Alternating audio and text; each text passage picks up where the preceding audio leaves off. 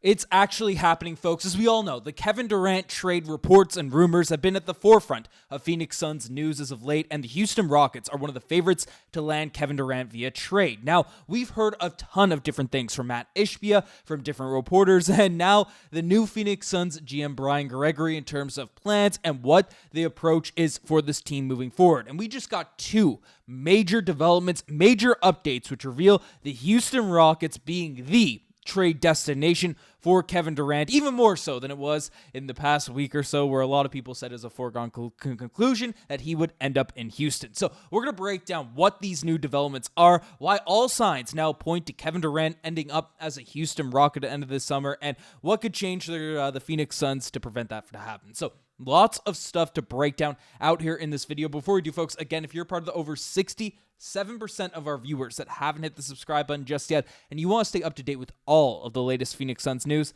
make sure you guys hit that subscribe button. I know you guys are tuning in. You're new to the Suns Digest.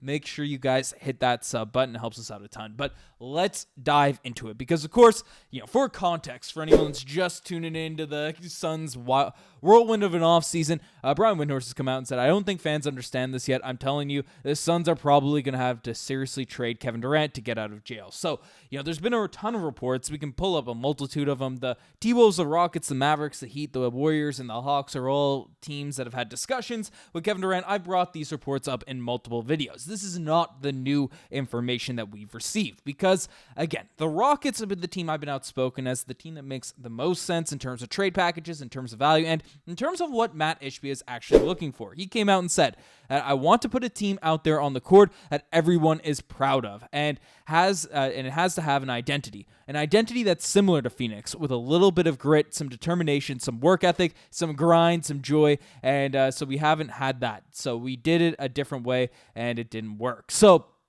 he's insinuating wanting more gritty, intense, impactful defenders, more role players, having a bit of grit out there on this team. So, that's something that I think a lot of Suns fans can get behind, can get excited about. And the Rockets, even though Kevin Durant, and I'm not saying it's it's the right decision to get rid of Kevin Durant, but signs indicate to him getting traded and that being the direction the Suns go in. Despite the fact Kevin Durant is an extremely valuable player, 27, 6, and 4, he can get you a serious return. But why the Rockets? Why now? Because beyond the fact that they are favorites, beyond the fact that they're a team that makes a ton of sense in terms of roster-wise, the first development we're going to talk about, it's a pretty clear one I think any NBA fan saw. It's the team just got knocked out in 7 games to the Golden State Warriors. And it's not just because they lost, because once all of these trade discussions, negotiations, all that stuff was brought up the trade deadline, the whole discourse was, hey, the Rockets are going to be a team that's trying to look at their young players, get a feel for what they have and what they need to improve on. And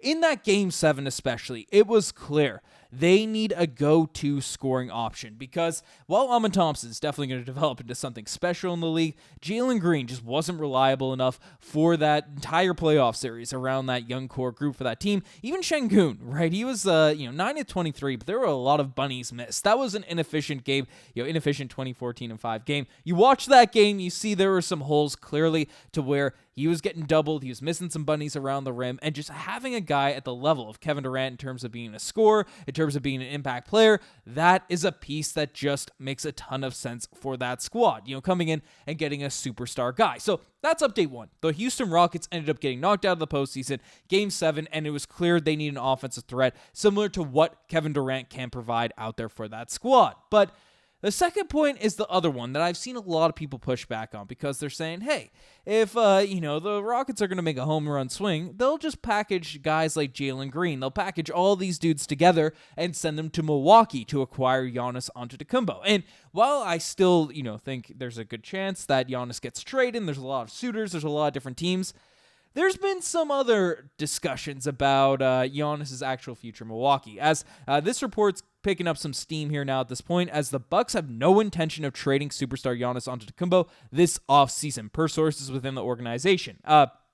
It's highly unlikely the sides are expected to find a way forward in Milwaukee. So unless the two-time MVP, asks out, which it also seems highly unlikely that he's going to request that trade. So that's a report that's dropping from the Bucks there. Now, reading a bit disjointed. And then Giannis in parallel with this report, posted this picture to his Instagram. It says, "Win for Cream City." Would be a weird thing for him to come out and do right before he requests a trade or demands out or requests to leave the Milwaukee Bucks. So if the Bucks are unwilling to trade Giannis, if they're not trying to go in that direction, then the Rockets only have one real superstar level player out there in the mix for one of these big trade packages in order to improve that roster. Because again, they have a lot of great guys out there on this team, right? You have Şengün, you have Amin Thompson, you have a bunch of pieces that, frankly, you put a Kevin Durant, you slide them in there, then you are essentially handing on a silver platter a championship contender out there for Houston, assuming they don't give up too many assets. So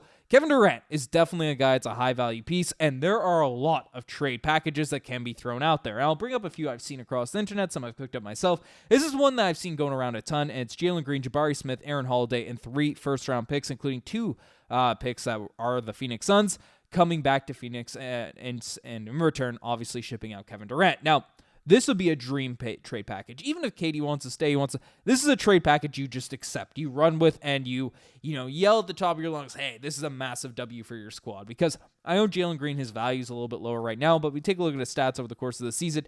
Jalen Green, right, is a guy that he puts in buckets, he puts in points. He's athletic, he could shoot, he could do a lot of stuff out there on the basketball court. So, and then on top of it, in this trade package, you get Jabari Smith, who's obviously a big wing that can, play big, that can space the floor, can do a lot of stuff out there on the court, and you get a dog out there in Aaron Holiday that plays a bit of defense. So, and 3 first-round picks on top of it. That is a trade package I think Phoenix Suns fans would be very, very excited about. A second one that has popped around the internet, so to speak, is Kevin Durant and Ryan Dunn for essentially a very similar trade package, but instead of Aaron Holiday, you get Reed Sheppard, who was buried a little bit in the G League for the Rockets this season, playing behind Fred VanVleet as well. Didn't get an opportunity to shine, but was the number 3 overall pick in last year's NBA draft. You get 3 bona fide, really good young players. Of course, you're giving up Ryan Dunn, which would go against what, Ishbia is saying in terms of beefing up the squad. But again, to add Reed Sheppard to the mix, it depends on how much you like him, but the Suns could certainly use a point guard and would definitely be a valuable piece to add to the mix. Again, another trade that, while it would hurt my soul to trade away a Ryan Dunn, it's a deal you just got to kind of take and run with. So those are the ones there. And then this one is one that was a framework set up by Bleacher Report and feels like the more realistic actual trade value for Kevin Durant, who is 36, 37 years old. And you still get the 3 firsts, which is crucial, right? You don't get the draft capital. You don't want to facilitate this deal. But Fred VanVleet and Cam Whitmore being involved in this makes a ton of sense. Now, people are saying, hey, Fred VanVleet, he's likely to be in the deal to make the money work, to do all these types of things. And I think Kevin Durant would probably want Fred VanVleet still on his team. This is something KD said about Fred VanVleet back when they faced off in the finals together in 2019. Fred VanVleet, he's stamped to me as a dog in this league. He's going to be in the league for a long, long time. However long he wants to play as an undrafted player, a lot of young guys should be looking at Fred VanVleet. So he's had a ton of respect for Federico, and 14, 4, and 5. Not a guy that, at his price point, I think a lot of Suns fans, especially with his efficiency, would be over the moon to bring back, even though he was phenomenal out there in this postseason. But certainly a piece that Kevin Durant certainly respects and would want some vets in terms of having a win-now move, because we saw it in the playoffs. In the playoffs came around, Fred VanVleet was one of the more valuable players out there for the Houston Rockets in their first-round series. So it's that's why I'm hopeful that if one of these trade packages go down, because we know the Suns are working with the folks within KD's camp to try to make the right deal. I'm hoping that they are pushing for Fred VanVleet to stay on the Suns, and then we get some more of the younger, more intriguing upside prospects out there in the mix. So let me know what you guys think about all of this in the comment section down below. You guys are the best thing as far as subscribe to the channel if you guys haven't already. Anyways, I'm signing out. Cheers.